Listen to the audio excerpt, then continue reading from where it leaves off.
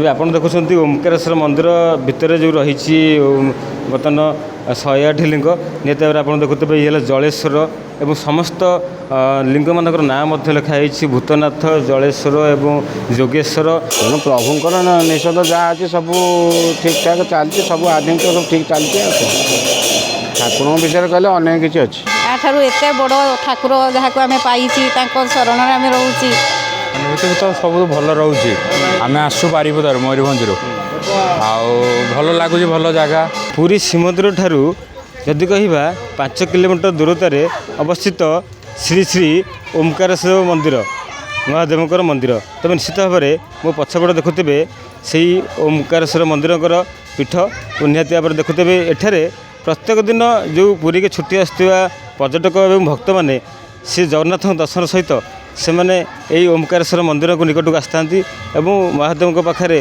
जो महिमा अच्छी जदि कहवा 108 लिंगर प्रतिमूर्ति अच्छी दर्शन करते भोगराग कर जाती तब निश्चित भाव में आम आसी से जगह पहुँचू आज आम ओमकारेश्वर देवंकर अनुभूति एवं कौन किंवदंती रही कौन महात्मा रही विषय आलोचना करवा मंदिर भितर जावा पूजक महाशयों सहित आलोचना करवा किसी भक्तों सहित आलोचना करवा केमी आसती एठार केमी प्रभु को दर्शन करते निहत भाव में महादेव पीठ जो आप देखुवे ओमकारेश्वर मंदिर जो अच्छी रही निहत भाव में प्रत्येक दिन केमी गहली चले और केमी नीतिका चले मुझे विषय आपको देखी तेज निश्चित भाव में कैमेरा अनुरोध करी सेपटे बाम पाट दृश्य देखेबे जेहेतु शिवलिंग एक विराट काय मूर्ति शिवलिंग मूर्ति अच्छी निहत भाव में एपटे देखुवे ये मंदिर सम्मुख भाव मुझे कैमेरा अनुरोध कर देखेबे ये मंदिर जावाई सम्मुख द्वार जेहेतु यही द्वार दे समस्त भक्त जाता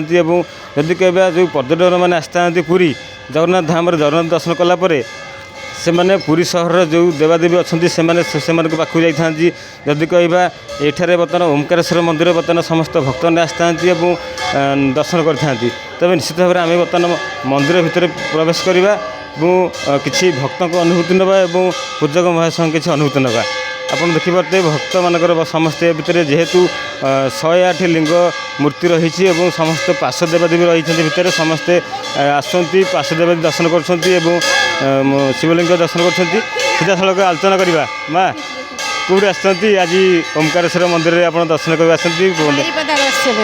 अनुभूति लगुच पुरी आसिक सब बढ़िया पूरी गोटे जगह से तो खूब भल लगे ना आनंद लगुच आमर ओडिशा भितर बड़ बड़ के मंदिर सब अच्छी आम दर्शन कर भाग्य आमर किए अच्छी महादेव पाखे पूजा अर्चना कले केमती ताठू तो अनुभूति आमर बड़ किसी नहीं ताठू एत बड़ ठाकुर जहाँ को आम पाई शरण आम रोचे कौन कह आज्ञा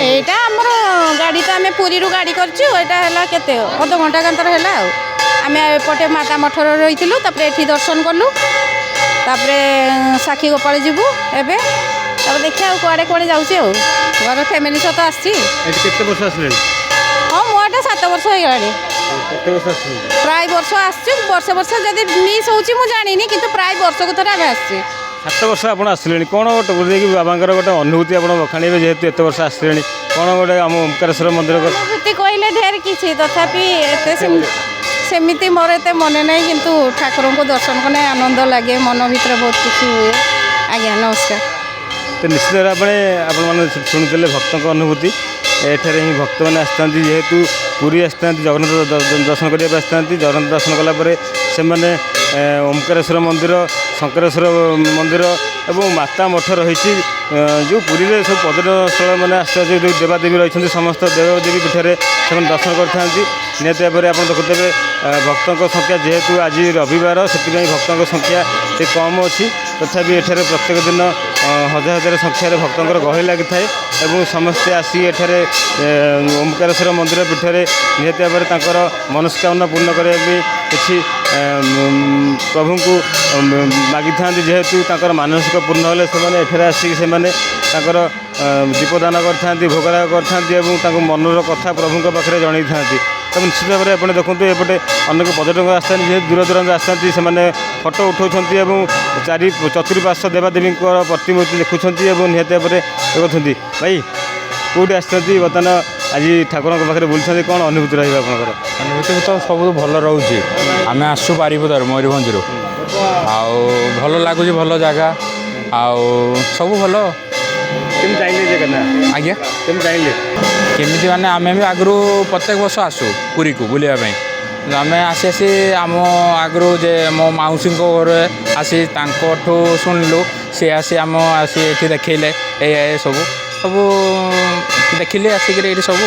ତାପରେ ଆମେ ସମସ୍ତେ ଆସୁଛୁ ଏବେ ପ୍ରତ୍ୟେକ ବର୍ଷ ଏଇ ଟାଇମ୍ରେ ଆସା ହୁଏ ସମସ୍ତେ ଫ୍ୟାମିଲି ସାଙ୍ଗରେ। ଏମିତି ଭାଇ ଆସନ୍ତି, ମାମୁଙ୍କ ପୁଅ, ଏଇଭଳିଆ। କ'ଣ ପୂଜା ଅର୍ଚ୍ଚନା କଲେ କି ଠାକୁର କ'ଣ ମାଗିଲେ? ଆଜ୍ଞା, କ'ଣ ମାଗିଲେ ଠାକୁରଙ୍କୁ? ମାଗିବା କ'ଣ, ମାଗିଲି ଯାହା ମାଗିବା କଥା ତ ମୋ ମନ ଭିତରେ ଅଛି, ଆଉ ଯାହା ମାଗିବା ଠାକୁର ସବୁ ଶୁଣିଲେ। ଆଉ ମୋର ଯେଟା ମାଗିଛି ସେଟା ତୋର ପୂର୍ଣ୍ଣ ନାହିଁ ତ ଭଲ ଲାଗିବ, ଆଉ ସେଟା ଠାକୁର ହିଁ ଜାଣିବେ ନା, ମୁଁ ଆପଣଙ୍କୁ କ'ଣ କହିବି।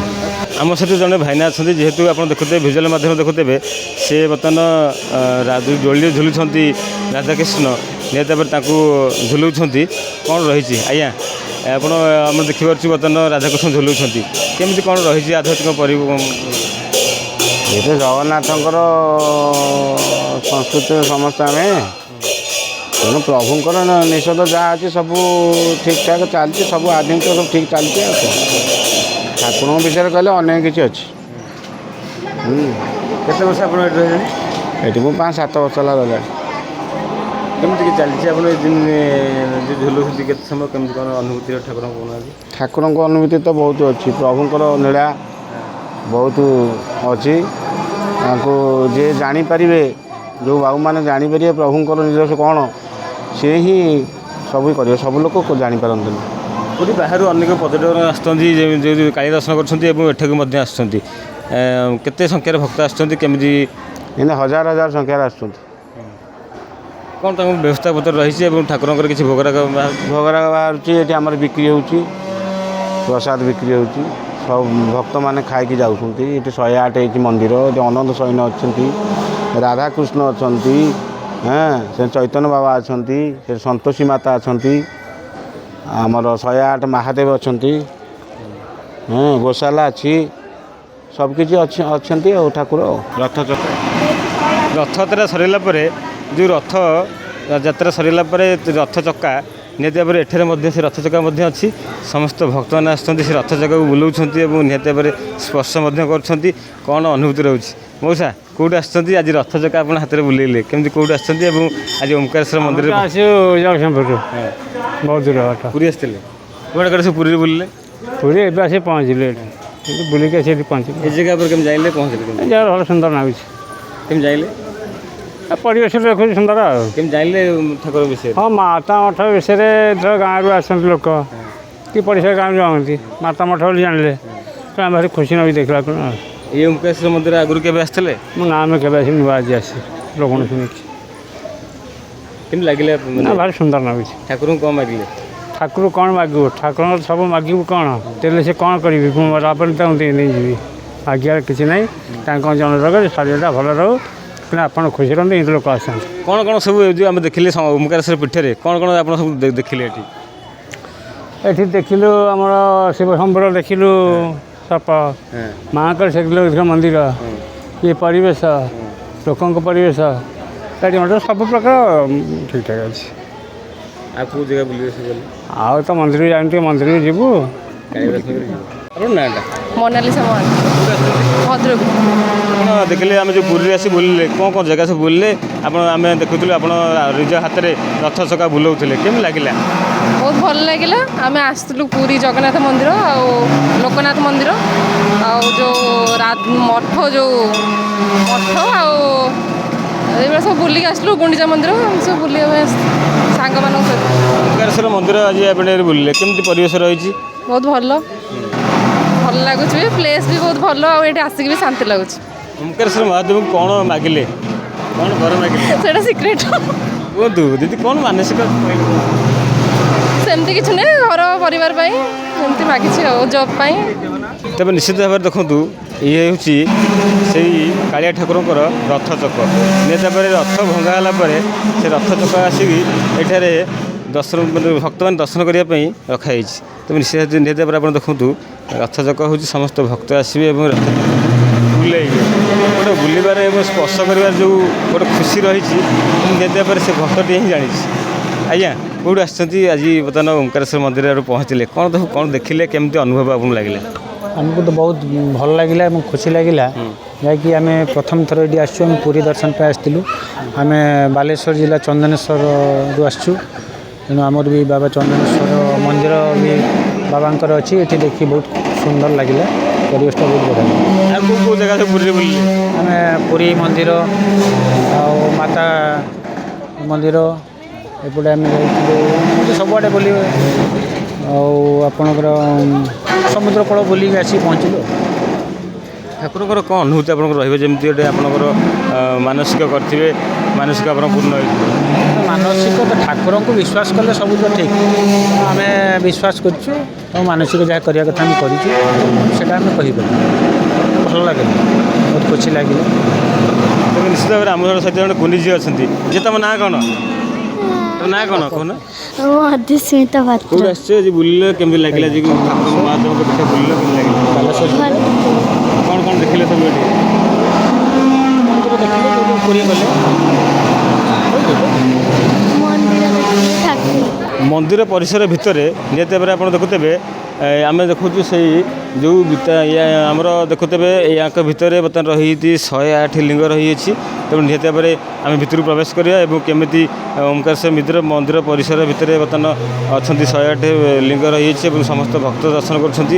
ତେବେ ଆମେ ମଧ୍ୟ ନିଶ୍ଚିତ ଭିତରକୁ ଯିବା ଏବଂ ଭିତରେ ଦର୍ଶନ କରିବା ଏବଂ କିଛି ଭକ୍ତଙ୍କ ଅନୁଭୂତି ନେବା। ତେବେ ଆପଣ ଦେଖୁଛନ୍ତି ଓମକାରେଶ୍ୱର ମନ୍ଦିର ଭିତରେ ଯେଉଁ ରହିଛି ବର୍ତ୍ତମାନ 108 ଲିଙ୍ଗ। ନିହାତି ଭାବରେ ଆପଣ ଦେଖୁଥିବେ ଇଏ ହେଲା ଜଳେଶ୍ୱର ଏବଂ ସମସ୍ତ ଲିଙ୍ଗମାନଙ୍କର ନାଁ ମଧ୍ୟ ଲେଖା ହେଇଛି ଭୂତନାଥ, ଜଳେଶ୍ୱର ଏବଂ ଯୋଗେଶ୍ୱର। ଯଦି କହିବା ସମସ୍ତ 108 ଲିଙ୍ଗ ବର୍ତ୍ତମାନ ଏଠାରେ ସ୍ଥାପିତ କରାଯାଇଛି ଏବଂ ସମସ୍ତ ଲିଙ୍ଗରେ ବର୍ତ୍ତମାନ ନାମକରଣ ରହିଛି ଜଟେଶ୍ୱର ଏବଂ ପିନାକେଶ୍ୱର।